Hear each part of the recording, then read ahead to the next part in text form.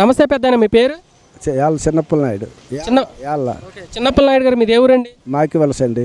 మాకి వలస నరసంపేట కింద వస్తుంది. నరసంపేట మండలం. సార్ ఎలక్షన్స్ రాబోతున్నాయి కదా ఒక 2-3 నెలల్లో. సార్ రాబోయే ఎలక్షన్లో ఈసారి ఎవరు గెలిస్తే బాగుంటుందని మీరు అనుకుంటున్నారు? జగన్ వస్తే మంచిది. కొన్ని ఇవి సంఖ్య పథకాలు మనకు అందుతాయి. ఆయన ఇచ్చినటువంటి వరాలు అవి నెరవేరుతాయి. ఏంటి ఈయనేటిడు బప్పం కొడతాడు కానీ ఈయన ఏం చేస్తాడు? ఒట్టిదే. ఈ ఎలక్షన్ అయిపోయిన తర్వాత మామూలుగా అందరికీ బుర్ర మీద కొంగేసి తోలేస్తాడు అంతే. మరి ఇంకేటి తెలుస్తుంది? జగన్ పనితీరు ఇప్పుడు వరకు చంద్రబాబు నాయుడు పనితీరు ఎలా ఉందండి? ఎలాగొన్నదే అప్పటికి ఇప్పటికి చాలా మారిపోయి ఉన్నది అది. పనితీరేంటి అంతే. అసలు ఏమీ బాగోలేదు.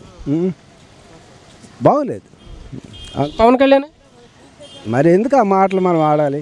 అనవసరం, ఆడకూడదు. ఇప్పుడు పవన్ కళ్యాణ్ ఏంటంటే ఎవరు డబ్బులు ఎక్కువ ఇస్తే అటే వెళ్ళిపోతాడు, మారిపోతాడు అంతేగాని మరి ఇంకా ఆయన నాయకత్వం కావాలేంటి?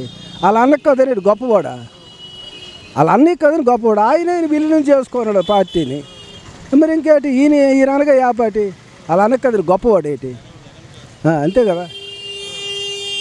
ఎలా ఉంది ఇప్పుడు పథకాలు ఇవన్నీ పెట్టారు కదా ఈ గవర్నమెంట్లో, ఆ పథకాలు ఎలా ఉంది? చాలా బాగున్నాయి. అందరూ నమ్ముతున్నారు. అందరూ నమ్ముతున్నారు. నమ్మలేదు అన్న అన్నకి నమ్మే ఉన్నారు. కానీ ఓటు మాత్రం జగన్కి వేస్తే బాగుంటుంది. జగన్కే వేస్తారు. జగన్కే సీఎం చేస్తారని నమ్మకం. థ్యాంక్ యూ పెద్దనా.